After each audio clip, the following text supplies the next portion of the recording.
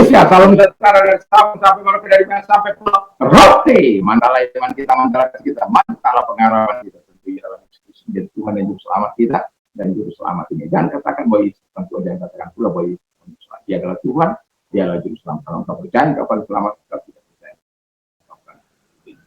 Yohanes 3 ayat.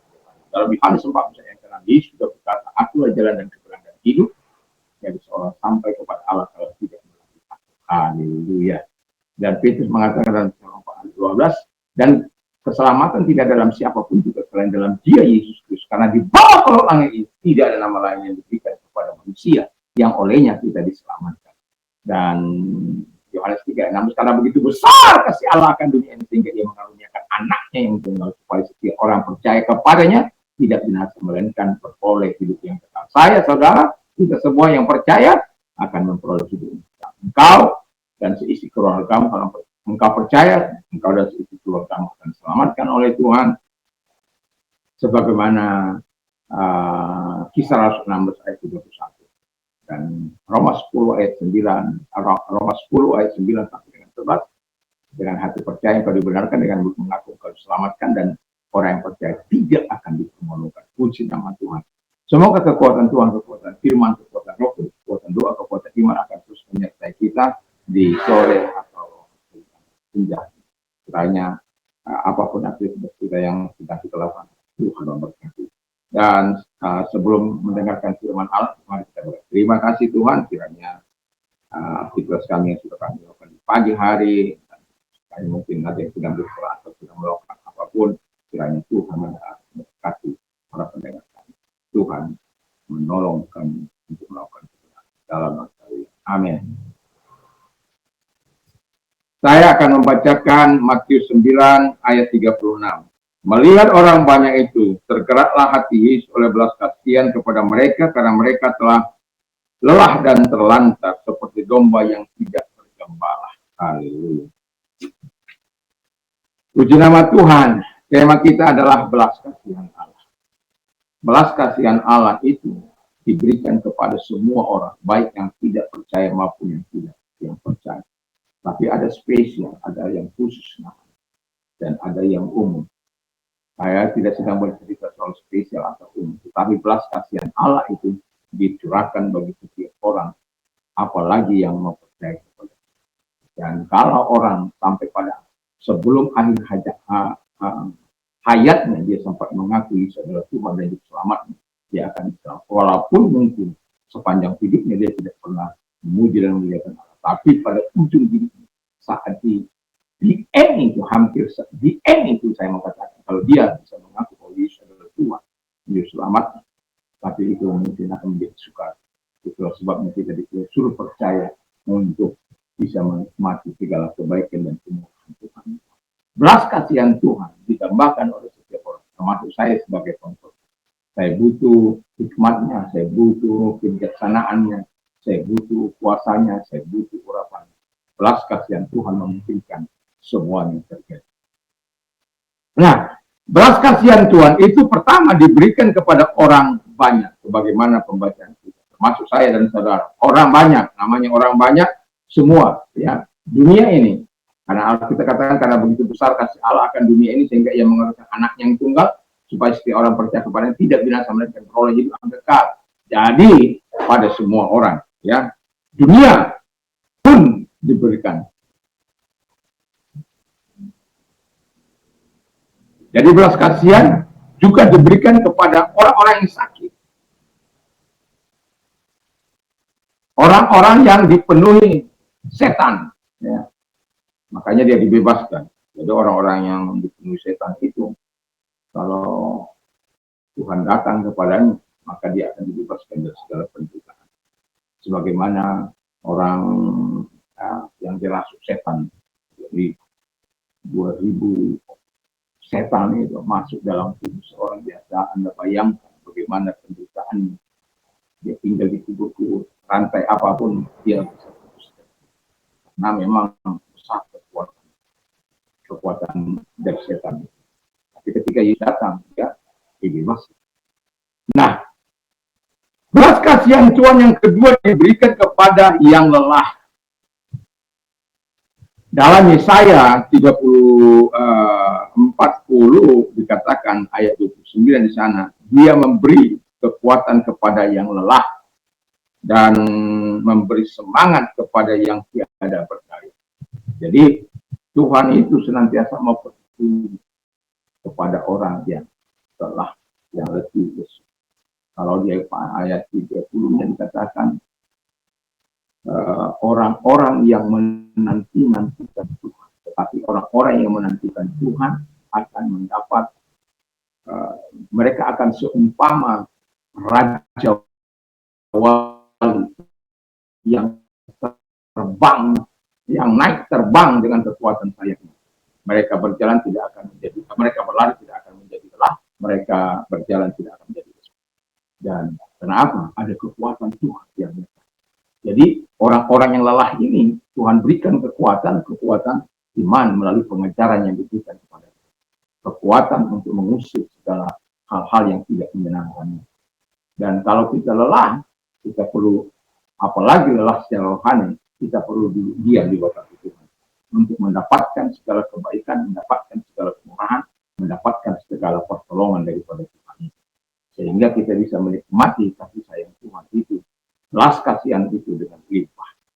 Jadi jangan biarkan kasih sayang Tuhan itu terabaikan, terusir dari hidup kita. Datang dengan segala kehendak hati kepada kita, supaya kita mendapatkan kekuatan baru dari Dia. Dia memberikan kekuatan kepada yang lelah dan semangat. Anda bisa bayangkan kalau semangat dari teman-teman saja itu sangat luar biasa, apalagi semangat dari Tuhan itu sangat luar biasa. Itu menembus batas kekuatan kita. Dan ketika dia menembus ke batas kekuatan kita, maka segala sesuatu yang mungkin tidak kita lakukan bersama dengan Tuhan, kita akan bisa melakukannya. Kenapa? Tuhan mau dimuliakan dalam setiap kehidupan kita. Tuhan Yesus memberkati kita. Dan yang ketiga, kata firman Allah, diberikan kepada belas kasihan Tuhan Allah itu diberikan kepada yang terlantar. Jadi kalau orang yang terlantar itu bingung, dia bingung, nggak tahu apa yang dilakukan. Dia juga tidak tahu apa yang akan dikerjakan. Jadi kita tahu bahwa orang-orang Farisi, Saduki, dan para ahli Taurat, para imam, para suku guru agama ortodok pada waktu itu tidak memperdulikan mereka, membiarkan mereka terlantar.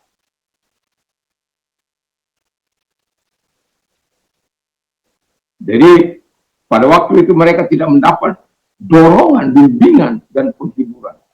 Namanya domba-domba yang terlantar. Dan itulah sebabnya Yesus datang kepada mereka dan memberikan.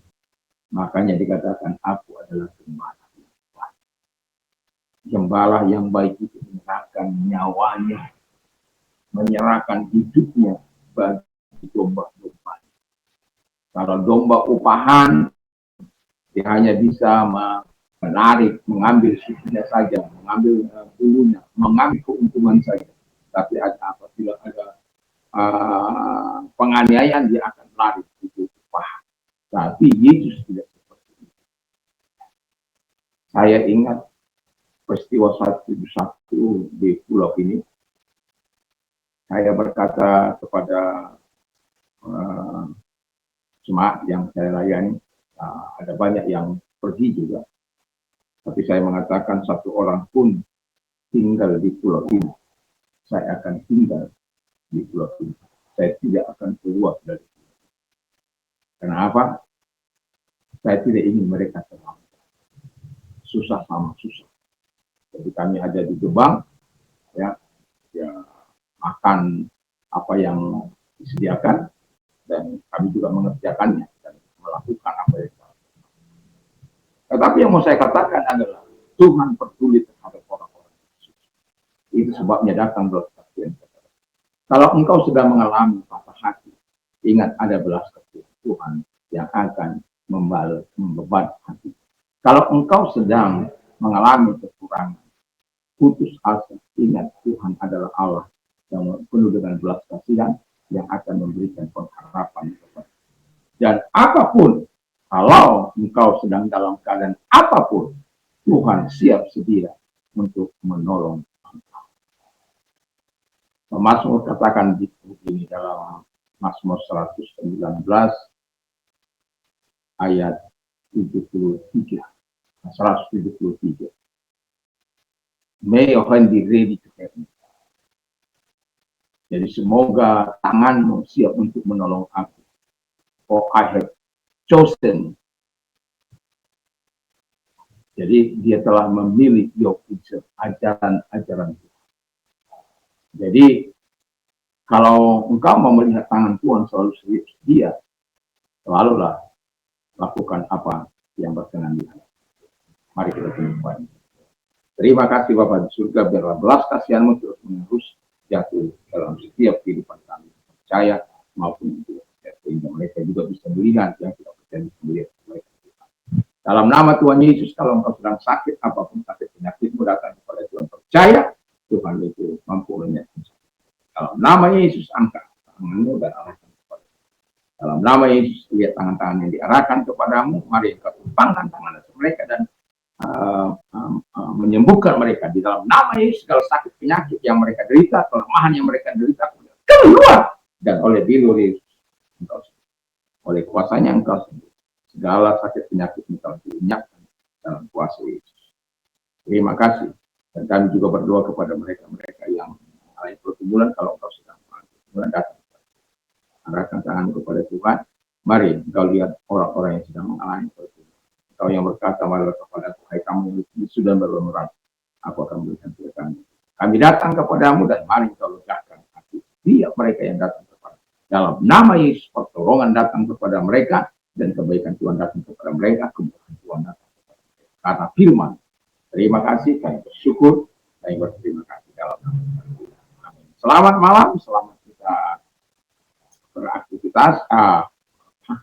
Kalau kita masih beraktivitas, tapi kalau kita mau tidur, ingatlah supaya kita membaca firman Allah dan berdoa, membaca firman, merenungkan dan perkatakan firman 1-2 ayat, supaya firman itu akan menjadi kekuatan bagi kita. Ingat, iman timbul dari mantap, mantap, mantap. Selamat.